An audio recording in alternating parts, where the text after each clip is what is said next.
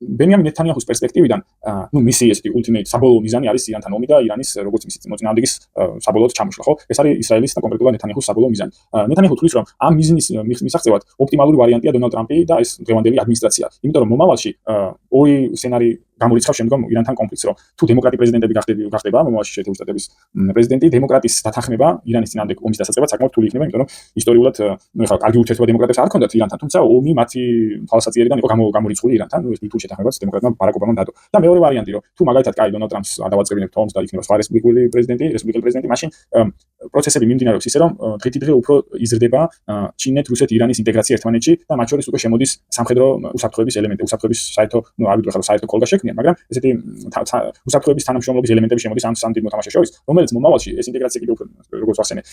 უფრო ესეთი ნაყოფიერი და შეიძლება უფრო მნიშვნელოვანი გახდეს მათთვის და ეს მე უკვე პრაქტიკულად შეუძლებას გახდის ირანზე თავდასხმას. ამიტომ